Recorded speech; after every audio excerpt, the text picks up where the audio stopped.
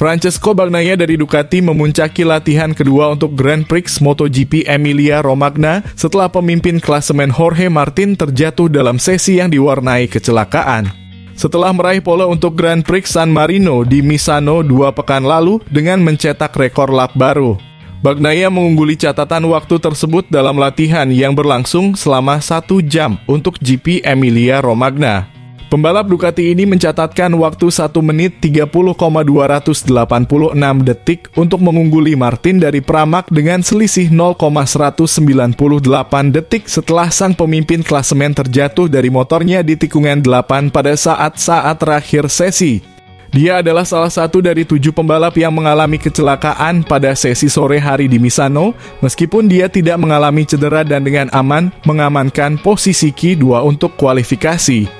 Marc Marquez melengkapi posisi 3 besar dalam sesi yang sulit bagi pembalap Gresini itu, yang membuang motornya untuk mencatat waktu terbaik 1 menit 30,585 detik.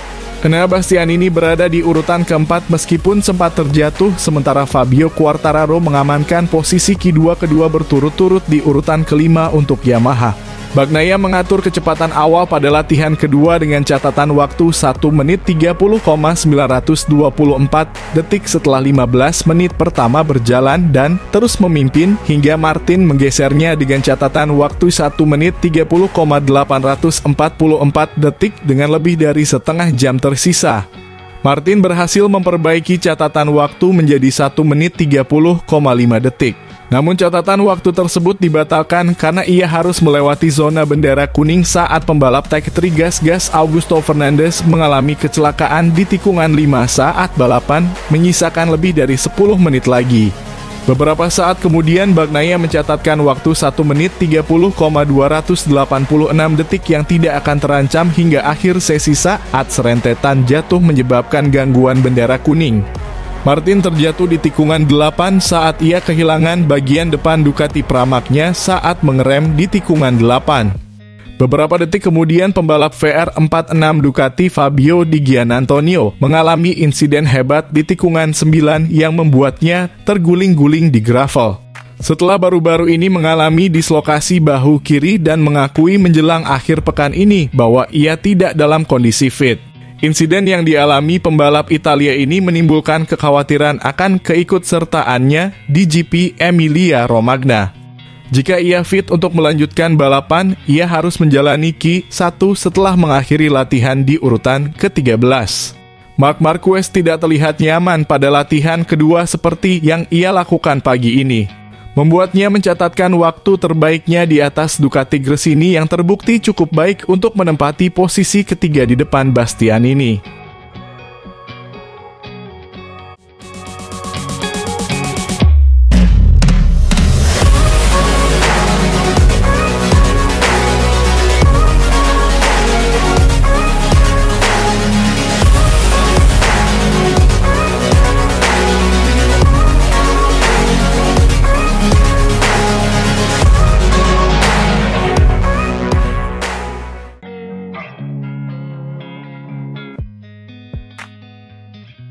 Pembalap Gresini Ducati MotoGP Marc Marquez memuncaki latihan pembuka GP Emilia-Romagna dari Jorge Martin dalam sesi yang berlangsung dalam kondisi cuaca yang berubah-ubah.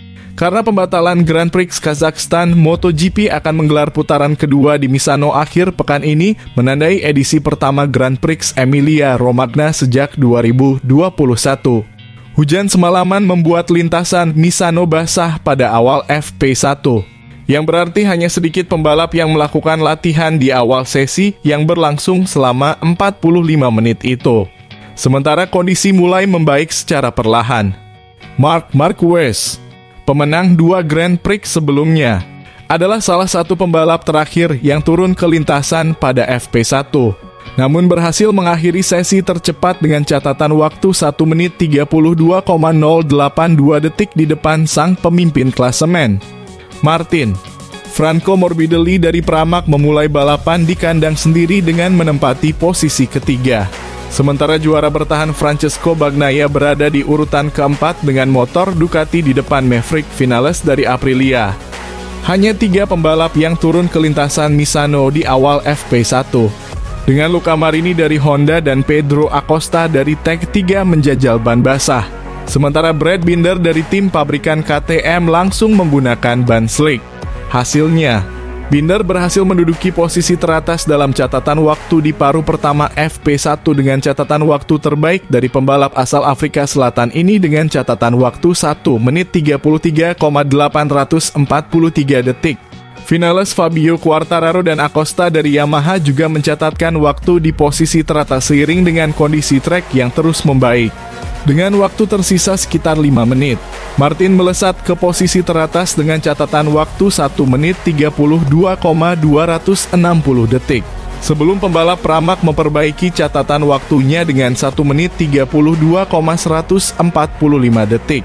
Hal ini tampaknya akan mengukuhkan posisi puncak saat sesi memasuki detik-detik terakhir, meskipun Marc Marquez berhasil unggul di lap terakhir dengan catatan waktu 1:32.120 detik.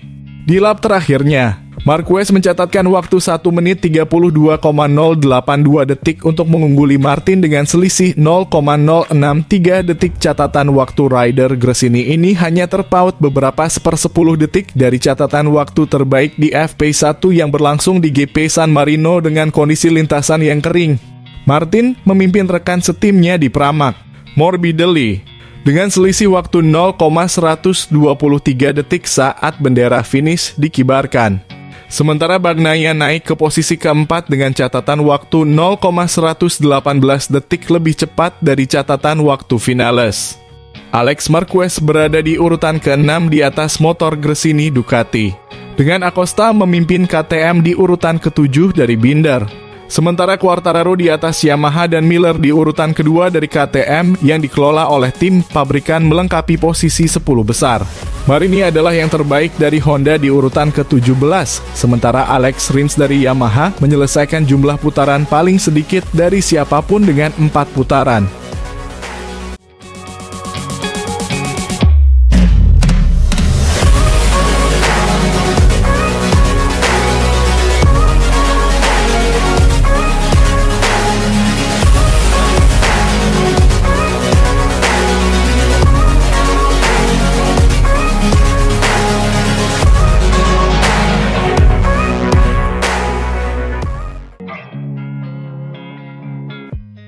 Marc Marquez menikmati momen olahraga yang luar biasa.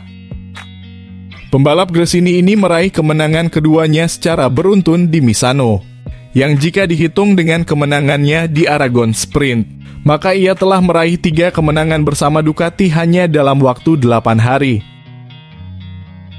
Namun perlakuan di luar lintasan terhadap pembalap Cervera telah meredam momen manis tersebut meskipun tidak terlalu banyak. Pertama-tama ada cemoohan dan cemoohan saat ia naik ke podium di Misano dari para penggemar yang berkumpul di trek Italia. Pecco Bagnaia bereaksi pada saat itu menyuruh para penggemar untuk diam dengan sikap yang sangat sportif. Namun, Marquez tidak bisa menutup telinga atas apa yang terjadi. Setelah itu pernyataan Valentino Rossi yang membuat jaringan dan media kembali memanas. Pembalap Italia itu mengklaim bahwa Marquez adalah pembalap terkotor yang pernah ia lihat dalam karier olahraganya. Dan sekali lagi menyalahkan pembalap Spanyol itu atas kegagalannya meraih gelar ke-10-nya di tahun 2015. Setibanya di Misano untuk putaran kedua di lintasan Italia, pertanyaan itu pasti akan muncul. Secara logika saya sudah mendengarnya. Dan selain itu, saya juga sudah melihat videonya. Tapi saat ini saya punya hal yang jauh lebih penting di pikiran saya untuk memperhatikan kata-kata itu.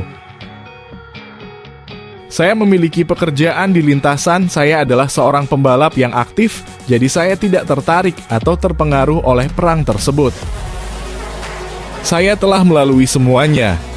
Jadi saya tahu persis di mana kepala saya harus berada. Dan saya tidak ingin siapapun yang tidak terjadi di masa lalu dan tidak akan terjadi di masa sekarang mengeluarkan pikiran saya dari kepala saya, katanya kepada mikrofon DAZN.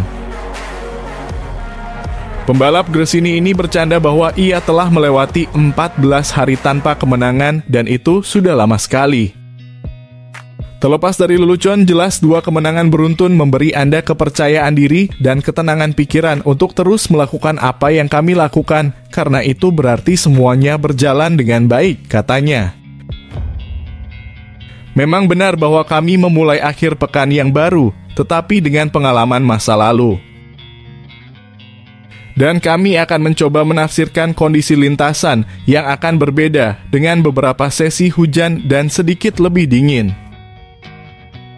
Selain Grand Prix San Marino, Marquez juga kembali mengendarai Ducati GP23 untuk tes resmi di Misano. Tes kami didasarkan pada mencoba kembali hal-hal yang telah kami coba di Grand Prix lain dan tidak berhasil. Hanya untuk mengesampingkan hal tersebut, jelasnya. Saya menyelesaikan tes dengan motor yang sama dengan yang saya kendarai pada hari Minggu, karena motor itulah yang saya rasa paling baik. Kami sudah menyiapkannya, jadi jika ada masalah, kami sudah punya solusi. Tapi untuk saat ini saya merasa nyaman dan dengan apa yang kami miliki, kami bisa kompetitif. Jadi mari kita berkonsentrasi pada pitbox kami, tutupnya.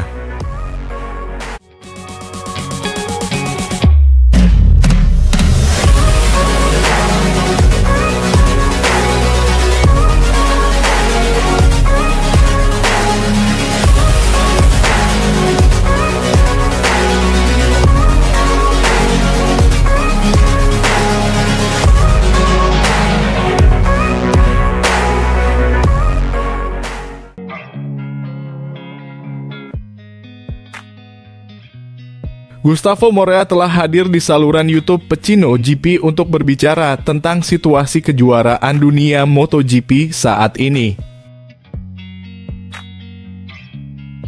Morea berbicara tentang hasil terbaru Marc Marquez setelah kemenangannya di Aragon dan Misano. Salah satu bintang besar di akademi adalah Pecco Bagnaia yang musim depan akan berbagi satu pit box dengan Marc Marquez. Ketegangan di antara mereka sudah mulai terlihat. Kami mendengar bahwa dia sedikit mengeluh, karena dia tidak lagi mendapatkan perlakuan sebagai raja Ducati di motor pabrikan. Rupanya ada beberapa situasi untuk membantu pembalap tertentu yang, katakanlah, tidak ia setujui. Jelas dia merasa sakit hati karena dia adalah anak emas Ducati. Dia adalah pembalap hebat, Pecco. Dia memiliki 2 cojones besar dan ketika dia harus memasukkannya, dia memasukkannya. Ketika Anda harus berpikir seperti beberapa hari yang lalu, saya tidak membalap Marquez di lintasan yang sulit ini. Saya tidak tertarik, Martin tidak ada di sini. Ia telah melakukan perhitungan. Orang lain akan keluar untuk melihat apakah dia bisa mengalahkan Marquez dan apa yang saya tahu, dan itu bukan waktu yang tepat untuk melakukannya. Dan saya menghargai itu, ia adalah pembalap yang cerdas. Seorang juara dunia juga berpikir dan melakukan perhitungan, ujarnya. Meski begitu, Bagnaia tidak mampu mengalahkan Marquez yang kembali bertarung untuk memperebutkan gelar juara. Saat Marquez melaju cepat di atas Ducati, dia sepertinya tidak melaju cepat di atas motor ini. Karena sebelumnya, saat ia melaju cepat dengan Honda, ia terlihat seperti akan terjatuh di setiap tikungan. Dalam hal mengendarai, ia sudah kembali seperti semula. Perlu diingat bahwa lengan Marquez adalah cybernetic. Banyak orang yang melupakan hal itu, jelas Morea. Morea juga berbicara tentang pernyataan kontroversial Rossi tentang Marquez yang menunjuk pada strategi pembalap Italia itu. Valentino sedang mempersiapkan Pecco untuk perang psikologis tahun depan dengan Marquez. Saya rasa Valentino tidak ingin menyelesaikan masalah dengan Mark. Saya rasa dia juga senang saat melihat Marquez kembali. Karena ia juga seorang olahragawan. Saya rasa mereka tidak saling membenci satu sama lain. Sekarang dari segi kepentingan, Valentino mengambil kartu dan memainkannya dengan pembalapnya untuk perang psikologis yang akan dilakukan pacemaker Marquez dengan Pecco, pungkasnya.